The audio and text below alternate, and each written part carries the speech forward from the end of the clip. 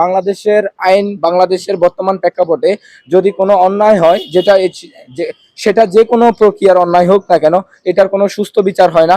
সেটা টাকা পয়সার মাধ্যমে হোক। বাংলাদেশে যখন 30টা মসজিদে একসাথে আজান দেওয়া হয়, তখন আজানের শব্দগুলা নাকি কুকুরের শব্দের মতো ওনার কাছে উনি পেশ করে, যে ওনার কাছে উনি অনুভব করে যে এগুলা কুকুরের শব্দ, আজানের শব্দ না। উনি কোনো স্বাদ পায় না। এই কারণে আমরা একটা প্রতিষ্ঠানে, মঠস কারিগরি শিক্ষা প্রতিষ্ঠান, সেখানে আমরা কারিগরি শিক্ষা প্রতিষ্ঠানে কারিগরি শিক্ষা অর্জনের জন্য যাই। এতে ওনার পারিবারিক সমস্যা সেটাও উনি শেয়ার করে। এতে হচ্ছে যে উনি 1 থেকে দেড় ঘন্টা ওনার এইসব টপিক নিয়ে কথা বলতে বলতে তিনি এক পর্যায়ে তিনি ইসলাম বিরোধী কথা বলে, যে কিনা তার কাছে নামাজ ভালো লাগে না, তার কাছে রোজা ভালো লাগে না, তার কাছে কোরআন ভালো লাগে না। ইভিন কি সে তার ফ্যামিলি, তার আব্বা আম্মা এখনো জীবিত আছে, তাদেরকে শয়তান বলে আখ্যায়িত করে, তার স্ত্রীকে বাজে মহিলা বলে আখ্যায়িত করে, আমাদের সামনে প্রেজেন্ট করে। তো আমরা যে কারণে ওইখানে ভর্তি হয়েছি, আমাদেরকে ওইগুলা না শিখিয়ে আমাদেরকে তার পারিবারিক কোলাহল, তার ব্যক্তিগত যেসব লেকচার সেগুলো আমাদেরকে শোনায় এবং কি প্রচার করে।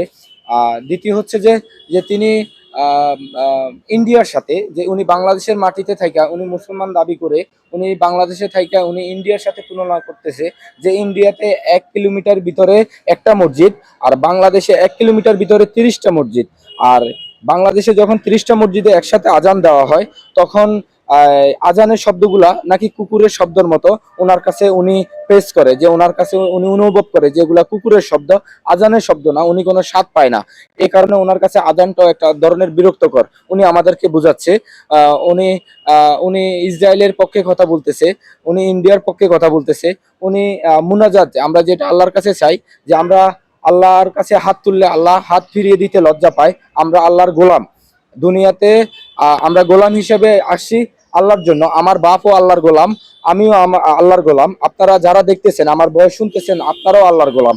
এখন কথা হচ্ছে যে আমরা যদি আল্লাহর কাছে হাত তুলে চাই, এতে আল্লাহ খুশি হয়, নারাজ হয় না, হাত ফিরিয়ে দিতে কষ্ট পায়। তাহলে উনি আমাদেরকে কি শিক্ষা দিচ্ছে, যে উনি হাত তুলতে আমাদেরকে না করতেছে, উনি নমস্কার, হিন্দুরা যেমন হাত মিলিত করে প্রার্থনা করে, ওইভাবে করার জন্য আমাদেরকে বলতেছে। তো আমরা তো এটার জন্য ওই যাই নাই মঠসে, আমরা মঠসে গেছি কারিগরি শিক্ষার জন্য, আরএসি সম্পর্কে ধারণা নেওয়ার জন্য।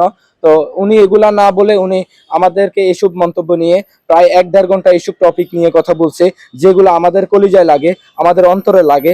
আমরা এগুলা সহ্য করতে পারি নাই। এর ভিতরে আরো হচ্ছে যে তিনি এসব কথা বলে তিনি অনুতপ্ত হয় নাই, তিনি নিজের ভুল স্বীকার করে নাই।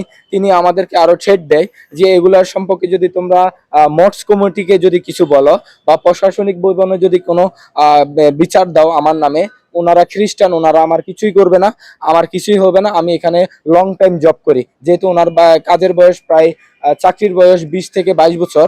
তো এজন্য উনি আমাদেরকে ফোনের মাধ্যমে এটা বুঝায় এবং কি এটা বলে। তো পরবর্তী পদক্ষেপ যে এটা উনি নিজে ভুল করছে, আবার ভুলটা স্বীকার না করে আমাদেরকে ছেড় দিচ্ছে। আমরা এখানে কোর্স করে পরীক্ষা দেই, পরীক্ষার মার্কস কেটে দেওয়ার একটা হুমকি দিচ্ছে। তো এই সব কিছু চিন্তা ভাবনা করে আমরা ওনার জন্য ওই মৎস্যের কমিটির কাছে একটা লিখিত দরখাস্ত দেই। ওই মৎস্য কমিটি এতে কিছু করে নাই। পরে প্রশাসন যায়, প্রশাসনও আমাদেরকে বিভিন্ন ভুলভাল বুঝিয়ে নিয়ে আসে, আমাদেরকে আশ্বাস দেয়, যে আশ্বাসগুলা ওইখানে একরকম ছিল, এখন থানায় আসার পরে সেগুলা অন্যরকম হয়ে গেছে। তো আমরা এখনো থানায় অবস্থান করতেছি। কেন আমরা এখনো এখানে এটার কোনো সুস্থ সমাধান পাই নাই। এখনো ওনারা যে আশ্বাসগুলা দিছে, যে সেগুলো আমরা এখনো পাচ্ছি না।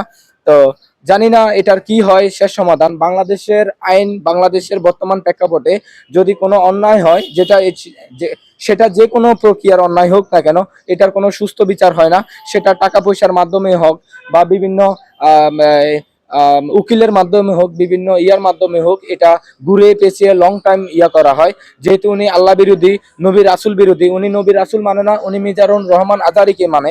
তো আমার কথা হচ্ছে যে আমার ছোট একটু বয়সে মিজানুর রহমান এই প্রজন্মের বা এর আগের প্রজন্মের, কিন্তু আমার নবী রাসুল যে সাল্লাল্লাহু আলাইহি সাল্লাম যে হিস্টোরি লিখে গেছে, এটা আজীবন পৃথিবী যতদিন আছে ধ্বংস হওয়া পর্যন্ত ওনার এই হিস্টোরি থাকবে। ওনার এই কথা, ওনার যে দিক নির্দেশনাগুলা ইসলামের জন্য, এগুলা থাকবে। আমরা এগুলার বিপক্ষে গেলে আমাদের ধ্বংস।